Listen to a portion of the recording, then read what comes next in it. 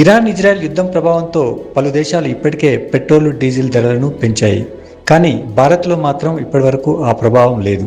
కానీ ఇప్పుడిప్పుడే కొన్ని ప్రైవేట్ కంపెనీలు పెట్రోల్ డీజిల్ ధరలను పెంచుతున్నాయి. ఇప్పుడు తాజాగా నయారా బంకుల్లో పెట్రోల్ డీజిల్ రేట్లు పెంచారు. ఇప్పటిదాకా నిజానికి ఈ బంకుల్లో పెట్రోల్ డీజిల్ రేటు తక్కువగా ఉండేది. పలు డిస్కౌంట్ రేట్లకు కూడా పెట్రోల్ డీజిల్ ఇచ్చేవాళ్ళు. అయితే ఇరాన్ యుద్ధ ప్రభావంతో నయారా పెట్రోల్ డీజిల్ ధరలను ఒక్కసారిగా పెంచుతూ సంచలన నిర్ణయం తీసుకుంది.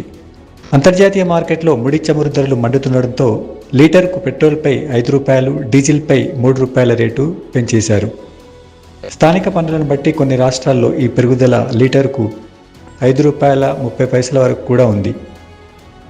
పశ్చిమాసియా యుద్ధ ప్రభావంతో నయారా ఎనర్జీ పెట్రోల్ డీజిల్ ధరలను పెంచింది. ఇదే క్రమంలో ఏప్రిల్ నుంచి 35 రోజుల పాటు రిఫైనరీ కార్యకలాపాలు నిలిపివేయాలని కంపెనీ నిర్ణయించింది. అయితే దేశంలో ఇంధన కొరత లేదని, ప్రజలు ఆందోళన చెందాల్సిన అవసరం లేదని కేంద్ర ప్రభుత్వం ఇప్పటికే స్పష్టం చేసింది. రష్యాకు చెందిన రోస్నెఫ్ట్ మెజార్టీ వాటాదారుగా ఉన్న నయారా ఎనర్జీ భారత్లో దాదాపు 7,000 పెట్రోల్ బంకులను నిర్వహిస్తోంది. పెరిగిన ముడి చమురు ఖర్చులను భరించలేక ఈ నిర్ణయం తీసుకున్నట్టు కంపెనీ వెల్లడించింది. ప్రభుత్వ రంగ సంస్థలైన ఐఓసీ, బీపీసీఎల్, హెచ్పీసీఎల్ వంటివి నష్టాలను భరిస్తూ ధరలను స్థిరంగా ఉంచినప్పటికీ ప్రైవేటు సంస్థలకు ప్రభుత్వం నుంచి ఎటువంటి నష్టపరిహారం అందదు. అందుకే పెరుగుతున్న నష్టాలను తగ్గించుకునేందుకు నయారా ఈ మార్పులు చేసినట్టు పేర్కొంది. ఫిబ్రవరి 28న ఇరాన్పై అమెరికా, ఇజ్రాయెల్ దాడులు ప్రారంభమైనప్పటి నుంచి అంతర్జాతీయ మార్కెట్లో చమురు ధరలు దాదాపు 50% పెరిగాయి. ఒక దశలో ముడి చమురు ధర బ్యారెల్కు $119కు చేరింది. భారత్ తన చమురు అవసరాల్లో 88% దిగుమతులపైనే ఆధారపడుతుంది.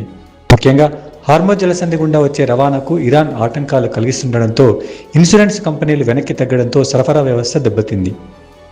అయితే సాధారణ పెట్రోల్ ధరలను ప్రభుత్వ సంస్థలు మార్చకపోయినప్పటికీ గత వారమే ప్రీమియం పెట్రోల్పై ₹2, పారిశ్రామిక అవసరాలకు వాడే బల్క్ డీజిల్పై ఏకంగా లీటర్కు ₹22 మేర ధరలు పెంచారు.